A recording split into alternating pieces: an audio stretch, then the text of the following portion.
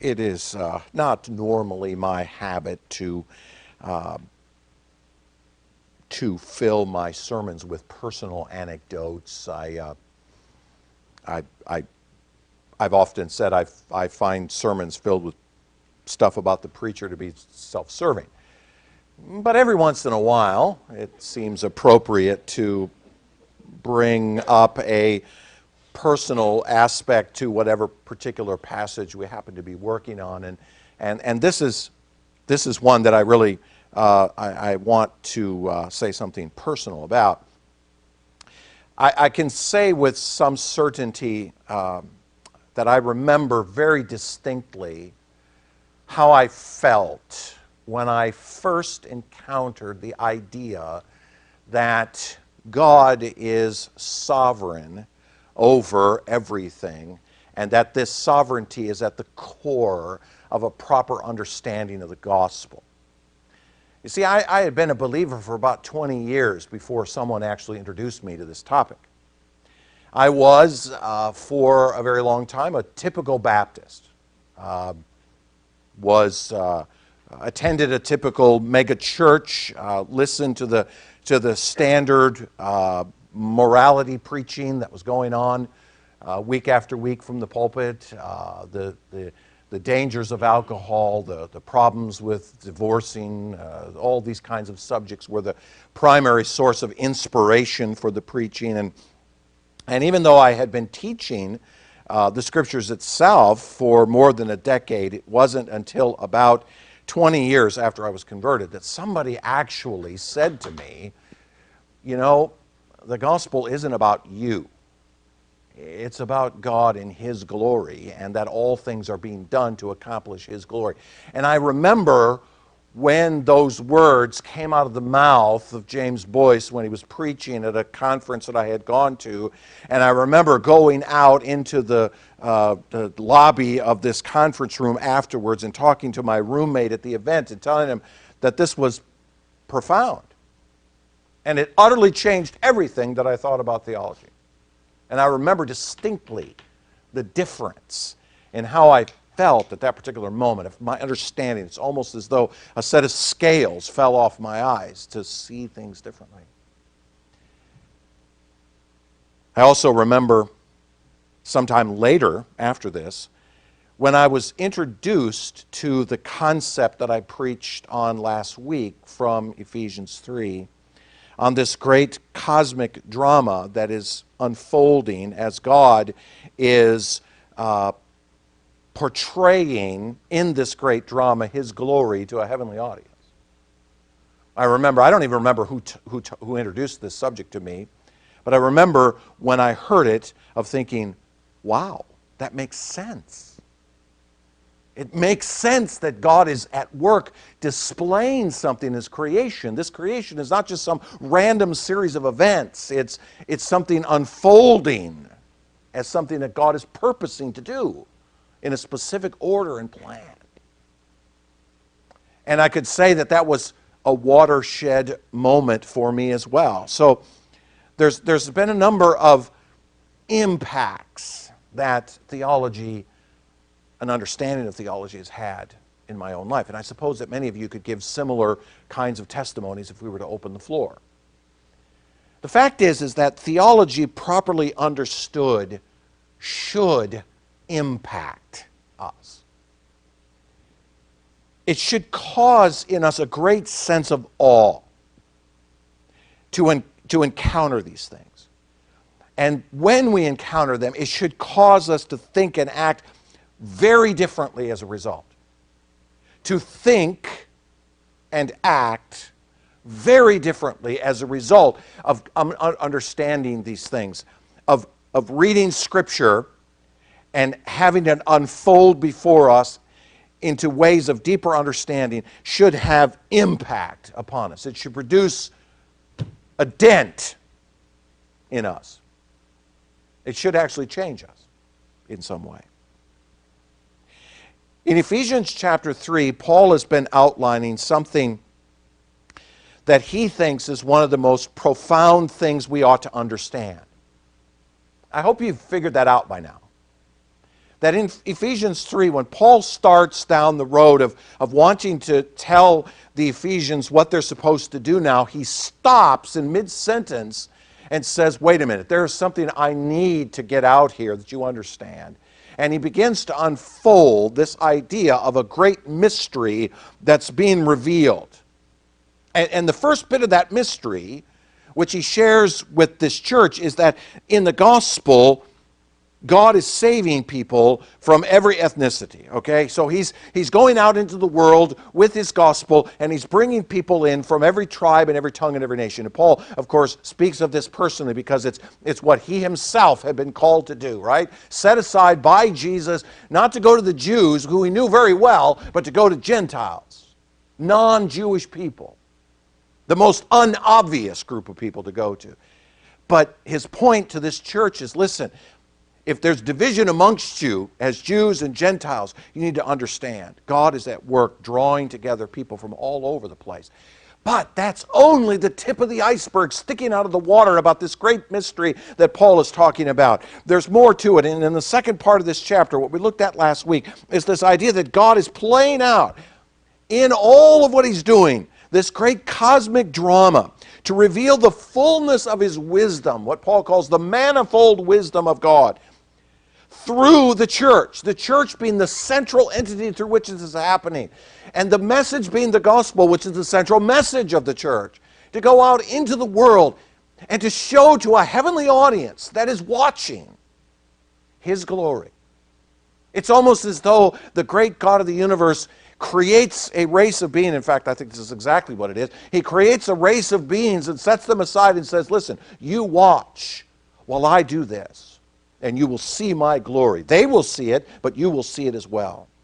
And this great message of the gospel through the church is demonstrating to the whole created order who this God is and what he is doing, why he is so great. All of human history, then, is the outworking of God's plans to glorify himself. And it's now been revealed specifically through the preaching of the gospel and the indrawing of a wide variety of people.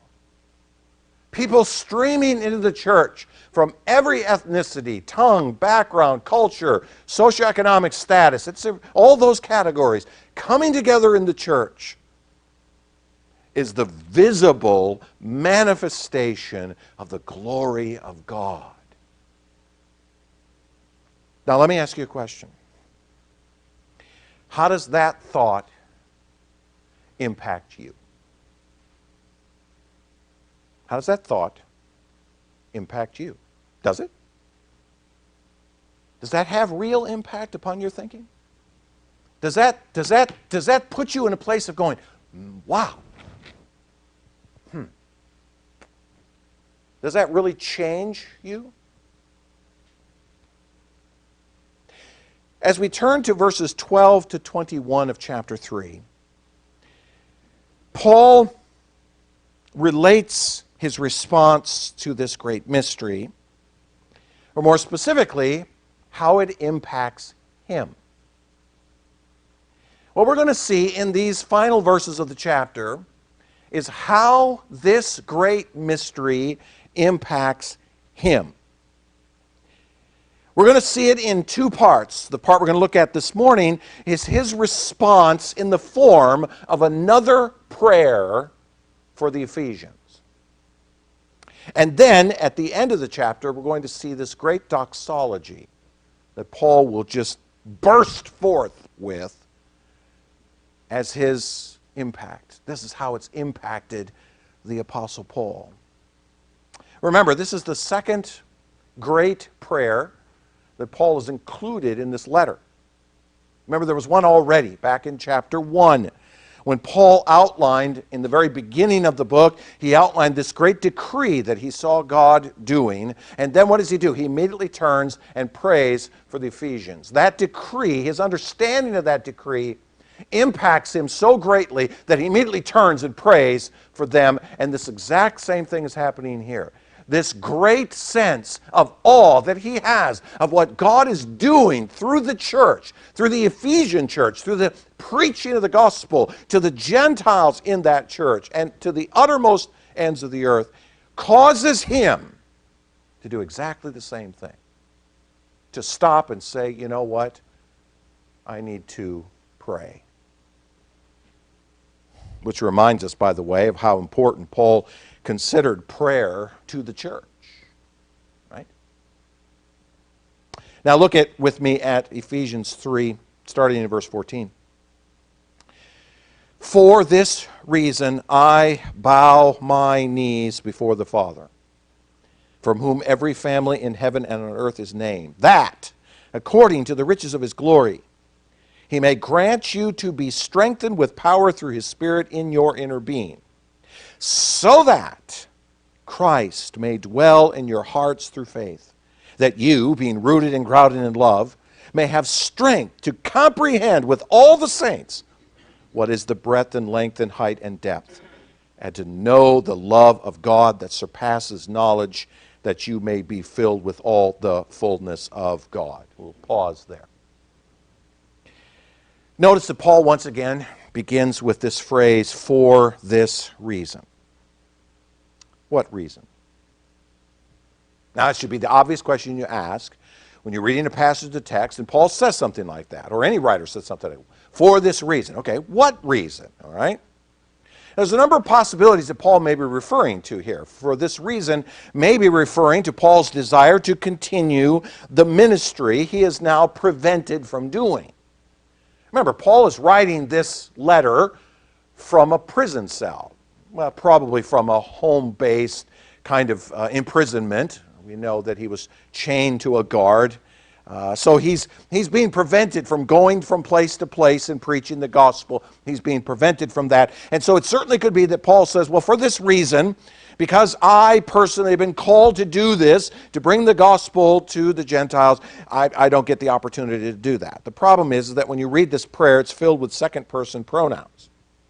You, okay? So it doesn't appear that Paul's praying for himself here, although I think he's praying for himself by extension.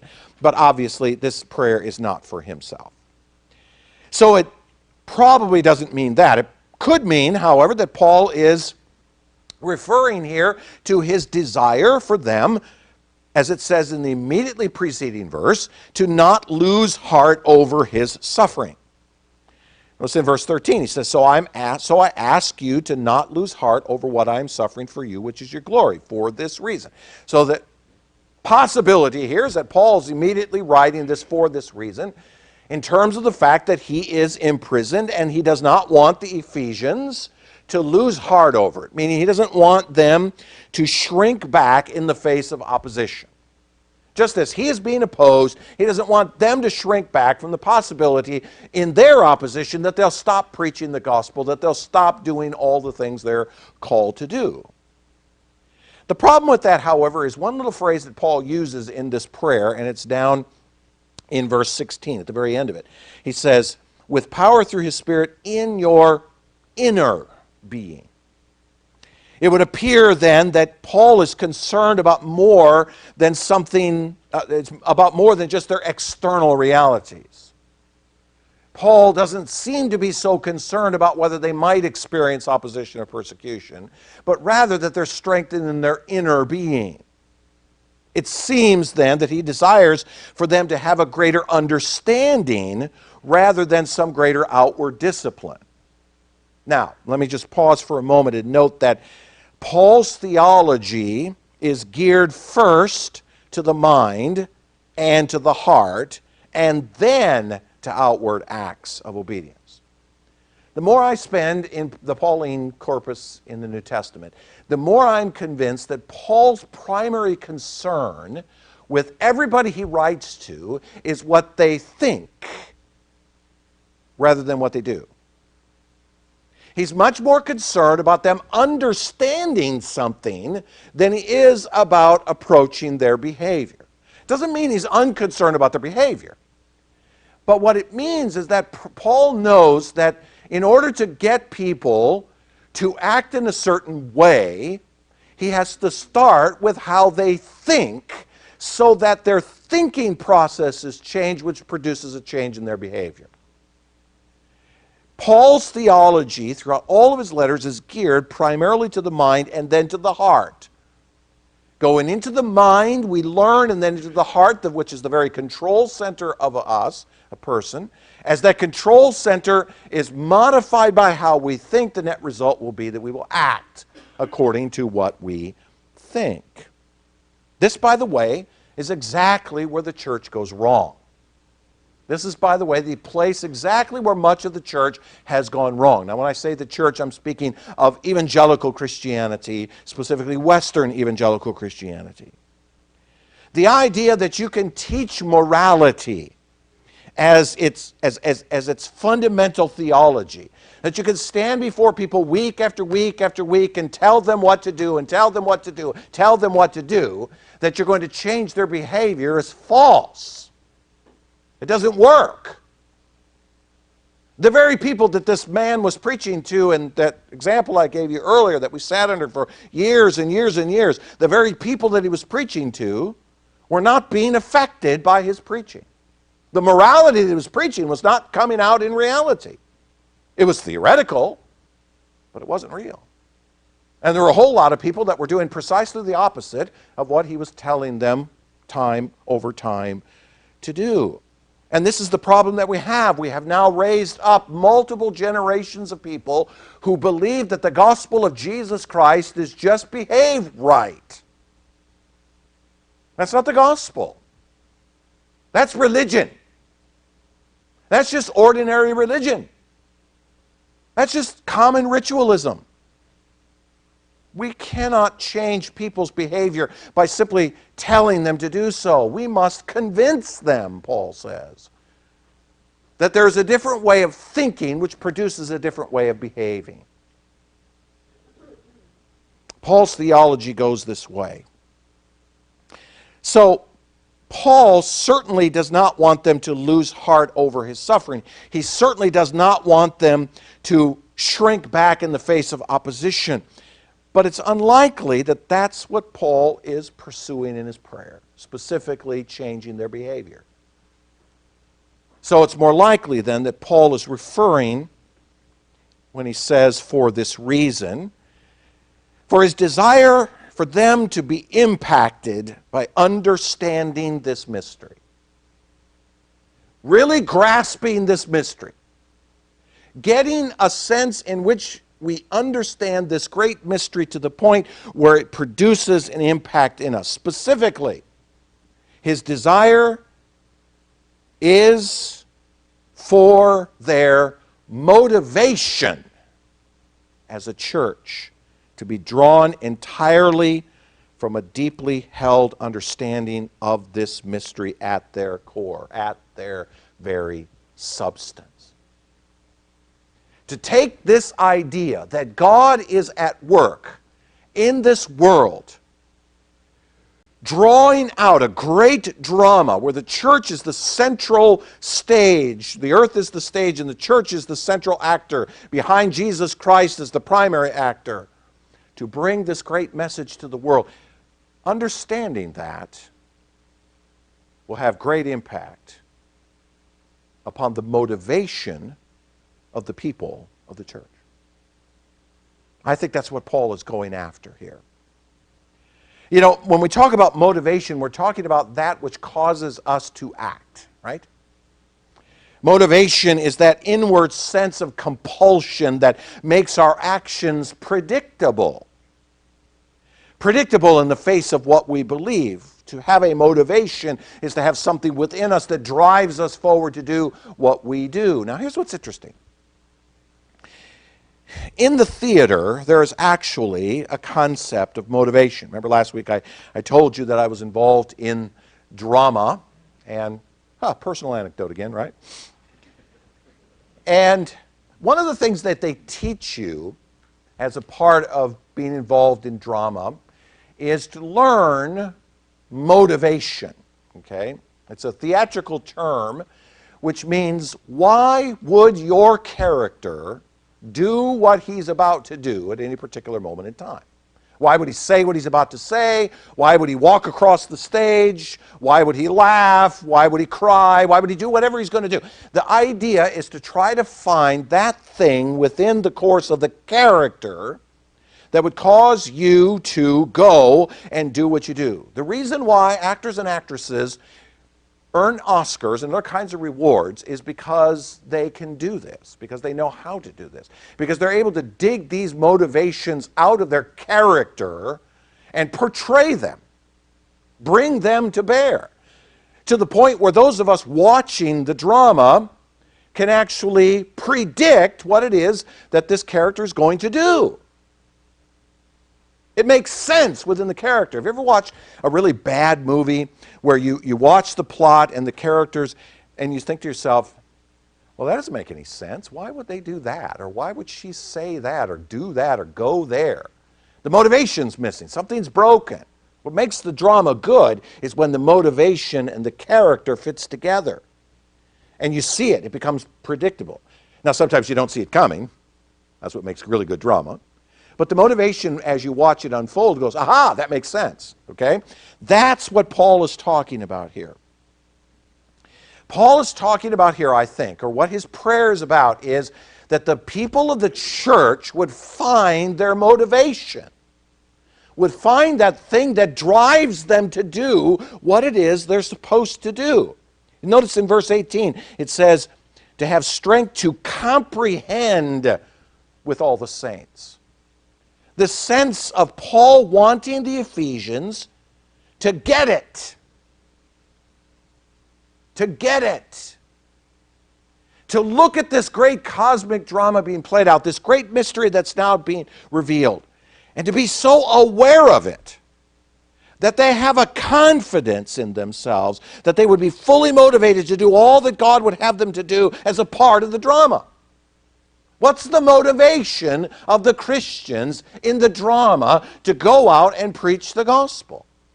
What's the motivation for the church, any church, to go out and do what it is that God has called us to do? What is it that gets us out of this seat and sends us out that door to go out and to do what Christ has called us to do? Is it just me standing here and yelling at you to do it? Is that going to motivate you to do it? If I ladle you with guilt, will that do it? That seems to be a popular way in much of preaching, right? Paul would say, no.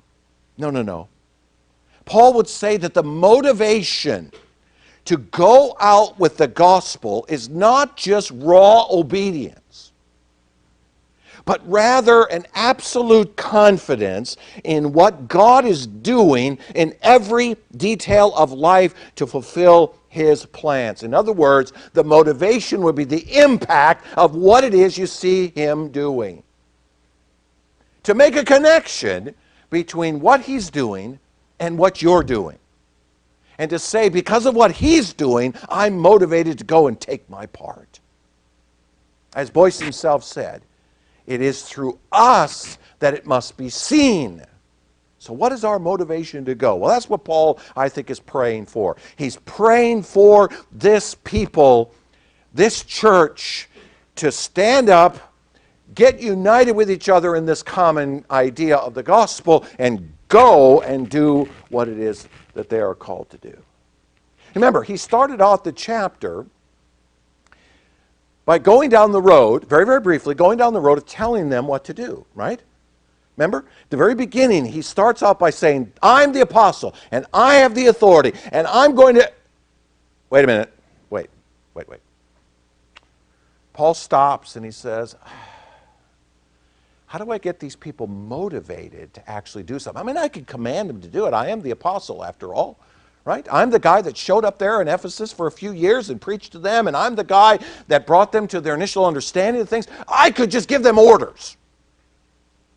I could just stand there and say, I'm the apostle, you will do this, you will do this, you will do this. And I think Paul says, now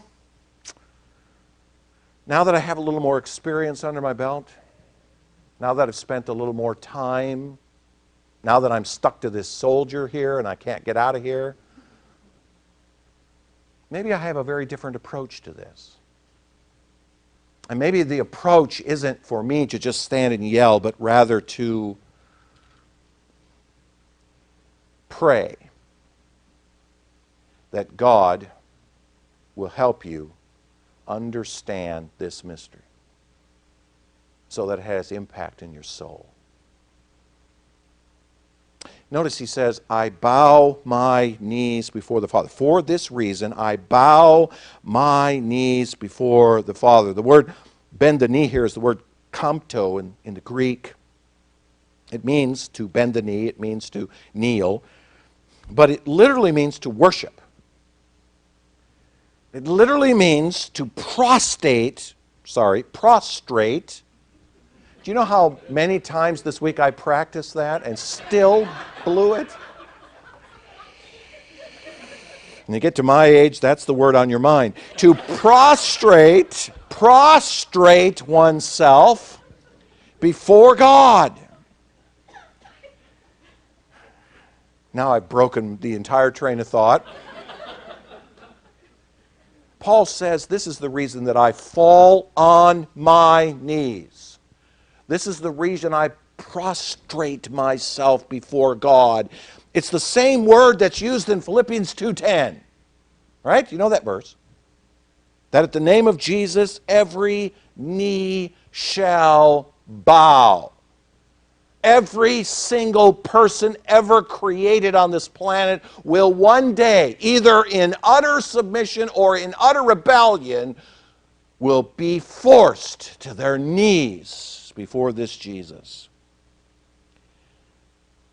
This is what Paul says. This is why I throw myself before the Father, because this mystery is so profound and so necessary for the church to understand that I'm going to throw myself on the floor in front of this God and beg Him that the people of the church will get it. Make no mistake about it, Paul considered prayer to be an act of worship, not just an act of obedience. He considered it so important that he was willing to throw himself on the floor. I think we've lost the art of kneeling in prayer. You know, I don't commend Catholics for much, but I will commend them for this. They do kneel. And while I'm not planning to install kneelers in the sanctuary, I do believe that when we pray, our posture speaks volumes. You know, we talk about body language all the time. It means a great deal about how we view things. And I learn a great deal about how you're listening to me based on your body language. Someone sitting there like this, how do I interpret what they're thinking? Sorry, Wayne.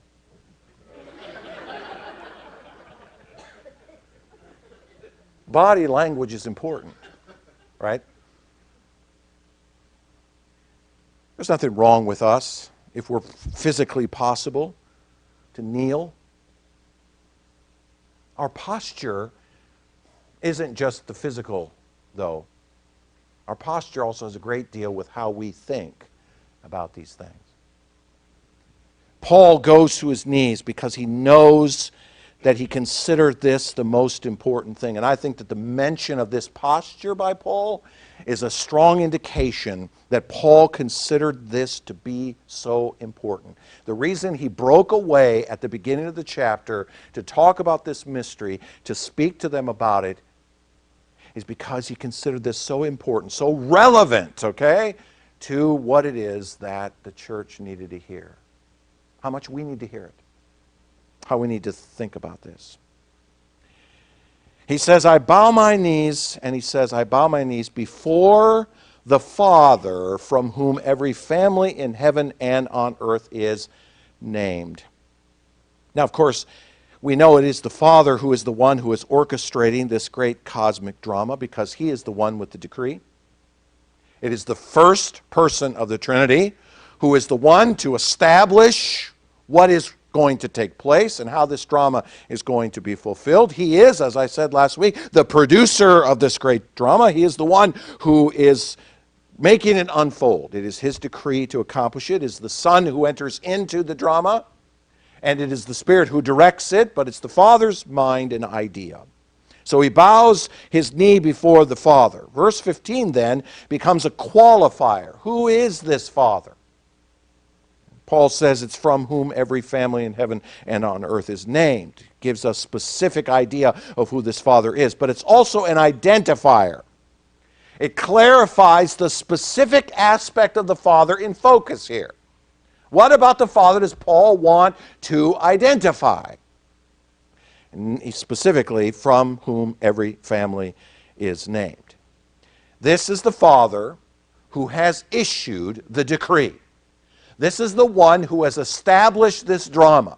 This is the Father who has, in eternity past, decided to create and unfold a drama in this creation through a people that he would draw to himself through his Son. This is the one. There's an interesting wordplay that takes place in this verse. It happens in the Greek. You don't see it in the English. But the word for family in verse 15 is very similar to the word father in verse 14. The word father is patra in verse 14, and in 15 that word family is patria. There's a sense in which Paul is using this play on words to describe this idea of a people or a nation or a lineage, or more specifically, and in some translations it may actually be this way, a fatherhood. A fatherhood. Not just nations in the sense of a group of people that have some common heritage, but rather people who have the same Father. Now, the word is plural, which is where the confusion comes in. Families. So is Paul talking about all kinds of disparate families? More what likely is Paul is using this word in the same way that Moses used it in Genesis 12:3, when God spoke to Abraham and said, "In you all the families of the earth shall be blessed." Now, notice he didn't say all the people of the earth will be blessed. He said all the families of the earth will be blessed. And we know that not every person that's ever lived on this planet has been blessed by the Abrahamic covenant, right? We know that only certain people have been. Those who belong to the lineage of Israel and then belong to the larger lineage of Israel that comes out in the elect. The family's idea then here is not just nations or not just every single human being, but rather those who belong to the fatherhood of the Father, who belong to the specific decree and plan of the Father, who belong to what he has purposed to do in this great cosmic drama. Paul says, I bow my knee to this one, with a capital O, from whom every single family belonging to him in heaven and earth is named. Or we might say all of the people of God, all of the people of the Father from the beginning to the end. They are the ones who are the families. It's used in the plural sense, I think, because there's this idea that they're not always going to be together.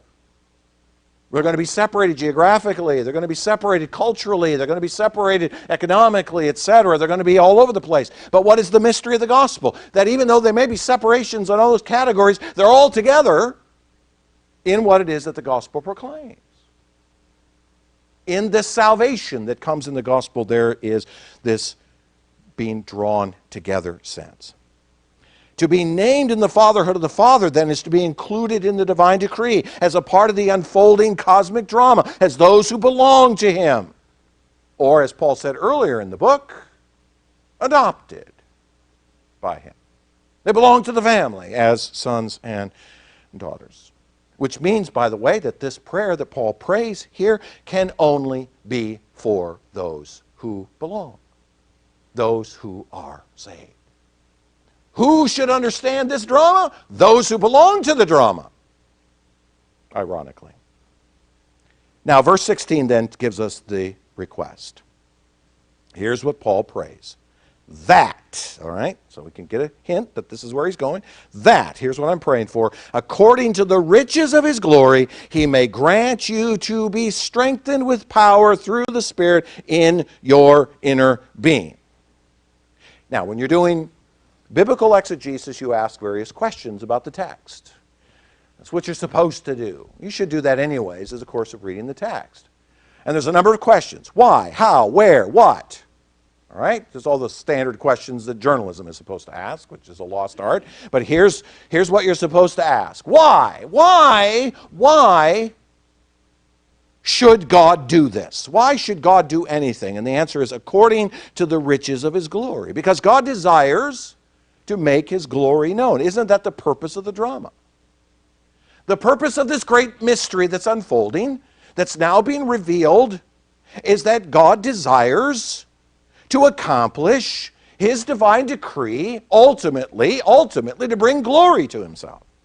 So out of the riches of his grace, out of the riches of his glory, out of this grand program that he is putting forth, that God would do this. All right, there's the why. Why? Because God is glorifying himself. Therefore, he wants to do this out of the riches of his glory. How? Through his Spirit. He may grant you to be strengthened with power through his Spirit. How? By the director. The director of this great drama coming to make it happen. You know, we could spend a half an hour just on that phrase. What is the Spirit of God doing to bring about this drama? What is the Spirit of God doing to bring through the earth, through all of history, all of what it is that brings glory to God? We could spend a great deal of time at that, couldn't we? We're not going to here because Paul doesn't do so. He just simply makes the statement in passing. But it's obvious that Paul believes that it's the Spirit of the living God, the third person of the Trinity, to be specific, who comes into this creation, into time and space, and is involved in the lives of individual believers and churches as a whole to accomplish the exact work of the Father. You might say it's a divine power, God himself executing his own plans in time and space. It's through the Spirit then that these individuals, us as belonging to the church, will come to understand this. The director is unfolding it, and he's revealing to the characters in the play all of what the play is about. And he's supposedly the one providing the motivation. Where? Where does Paul want this prayer to focus? Where does he want God's work to be done? And the answer is, as I said earlier, in your inner being. At the very heart of who you are. At your control center. The heart is that part of us, that inner being is that part of us which sits at our control. It's what controls us. That inner being. That person within us which dictates the actions and the thoughts and the motivations that we undertake. It's who we are at our very core. Where does Paul focus this prayer then? He focuses this prayer on our inner being, in the most fundamental part of ourselves. And as I said earlier, I believe Paul believes and teaches that it comes into the head and goes into the heart. It's got to start here and then work its way here.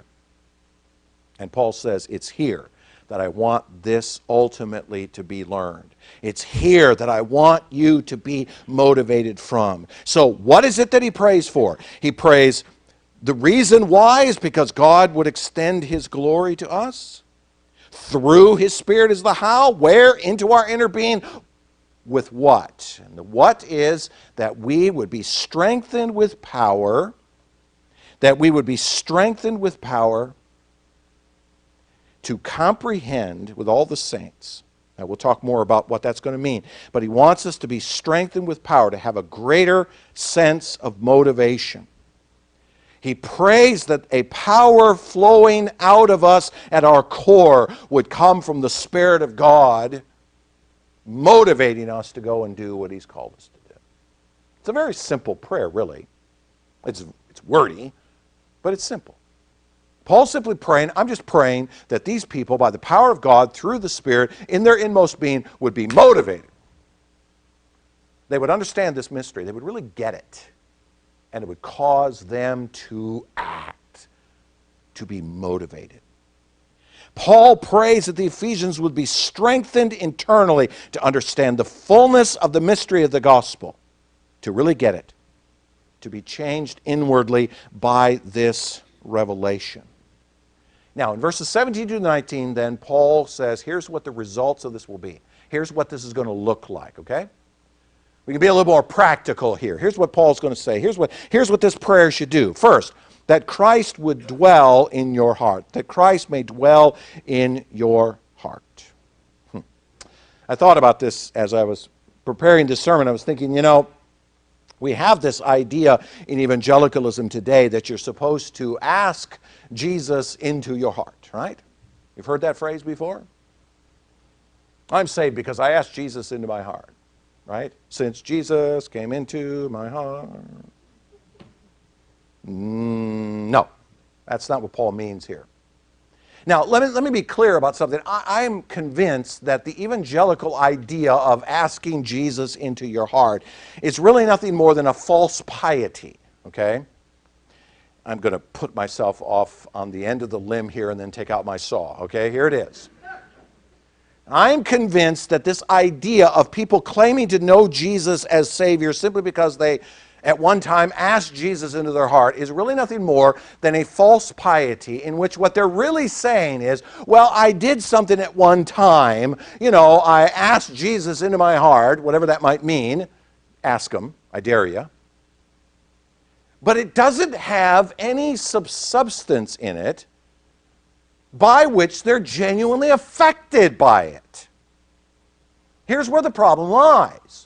There's a lot of people who might claim to be followers of Jesus who have Jesus in their heart, whatever that might mean to them, but it's a form of false piety because it doesn't actually create any difference in them. They're not substantially or visibly different from everybody else. Oh, maybe they go to church once in a while, although that idea is now being beaten out of our culture to the point now where it's not necessary to go to church anymore as it may have been years before. And so the idea of asking Jesus into your heart is not what Paul's talking about here. He's not talking about this idea that, well, Jesus is in your heart, so now you... No.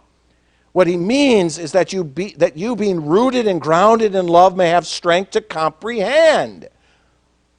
That you have a sense of the fullness of Christ's person and work permeating how you think and act.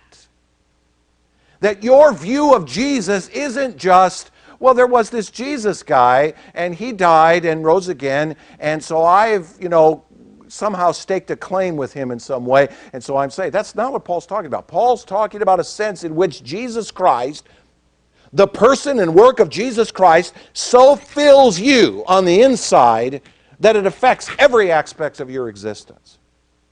You think like him. You act like him. Not in the old what would Jesus do fad, but rather the sense of I want to be like this Christ. And what is the primary characteristic that ought to permeate us by virtue of our relationship with him? It's called holiness. It's called holiness. It flows out of that sense of who we really are because we know him. Paul says, I want you to be rooted and grounded in love. I want you to have a genuine love that comes as the motivation for all that we think and do. Now again, what is the evangelical concept of love today? I think there's a lot of preachers today who could preach these verses and think that they're actually preaching them, but they're not. The fact of the matter is that when Paul speaks of love, he's not talking about some sort of irrational set of emotions, as many people today claim it to be. The evangelical idea of love is, well, God just has this sort of fawning sense of emotional connection to us, and it covers us like a warm blanket, blah, blah, blah. Love in the Bible is always built on the concept of truth. Love in the Bible is always built entirely on the foundation of truth. It is not loving to tell men that it's okay for them to live in sin because God just loves them the way they are. That's not loving. That's the opposite of love. Love is to look into the face of a man and say, listen, God hates that. Repent and come to Christ. That's love. Because your soul is in danger. It may not be loving in the cultural sense, but it is in the biblical sense. Paul says, I want you to have a sense of Christ that dwells in your heart, in your control center, through faith, not just through emotion, but through faith, that you, being rooted and grounded in love, comprehend with all the saints. Comprehension, that the believer would be able to understand and embrace the massive scope of all that comprises the wisdom of God now made manifest to us. Paul wants you and me and every other believer to comprehend. Now, if there's a word that pretty much is antithetical to the modern evangelical culture, that's one. Comprehending? Who cares? Who cares? I don't need to understand these things. I don't need to understand this book. All I need to do is believe that I asked Jesus into my heart one day. I have the little card in my pocket that's signed by the local church saying that I'm a believer and I'm going to go to heaven when I die. Not a believer, sorry. That I'm going to go to heaven when I die. And I'm good. I'm fine. That's not Paul's view of things. Paul's prayer is that we would comprehend. And what does he want us to comprehend? He wants us to comprehend the breadth and length and height and depth. Now, if you're using an NIV, you'll notice it has of the love of Christ there. It's not in the text, so it doesn't belong there. Paul doesn't put the of there at all. He just says that you'll know the height and the breadth and the length and the height and the depth. Now, our natural desire is, of what, of what, of what, right? Paul doesn't put it in there. He wants us to simply understand the entirety of what God is doing. The fullness of God being revealed. We get it. That we get it. That we understand that the gospel isn't just about going out and getting people saved. That the gospel is about God revealing the totality of His glory.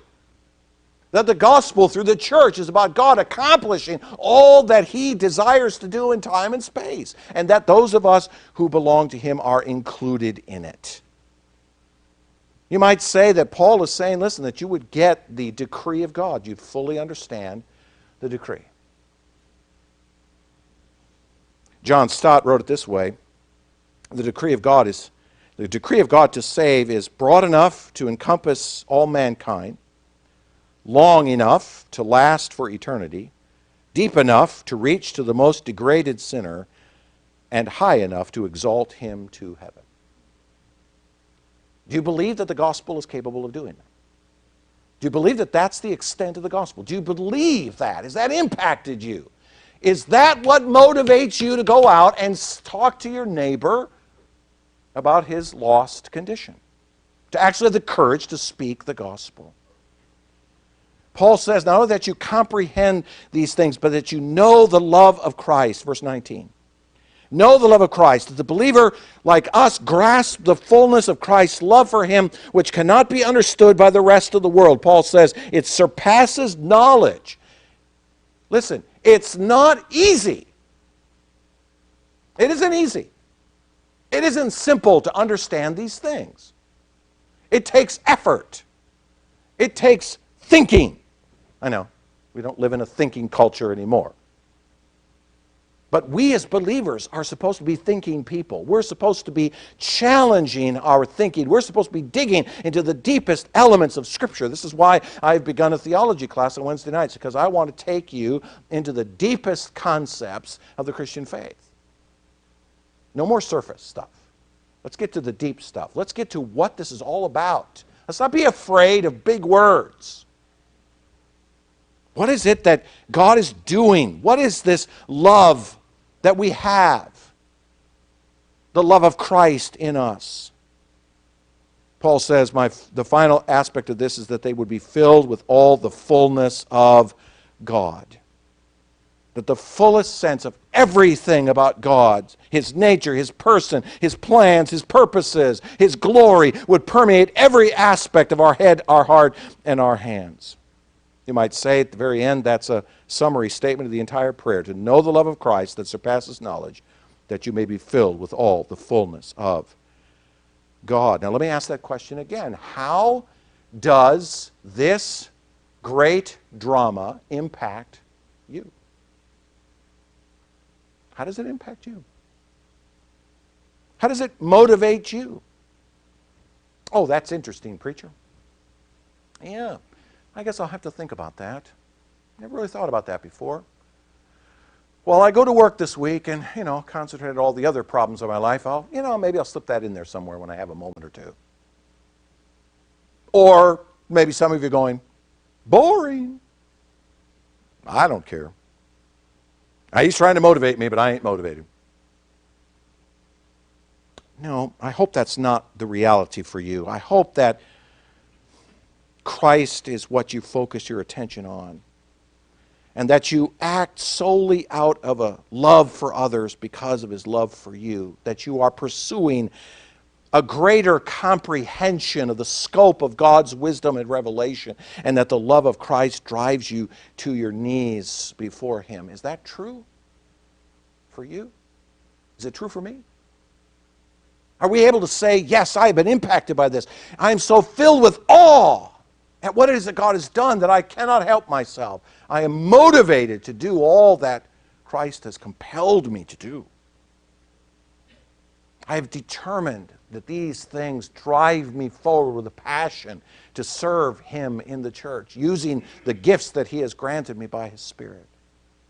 I'm driven to go out and face the temptations that I faced and stand with certainty against them, with confidence against those temptations, to not fall into the sins that so easily ensnare me.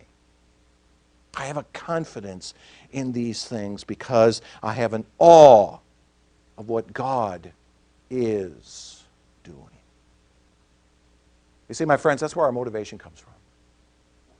That's what Paul's prayer is for. That's why Paul's praying for them. Again, I'm praying for you, Paul says, for you as a church, that God, by His Spirit, would give you comprehension of this. It would deeply impact you. You would understand it, and it would drive you forward to do the things that He's called you to do. Paul was deeply impacted by this mystery being revealed. He really was. So much so that he threw himself in front of the Father on his knees, praying that God would do this for them.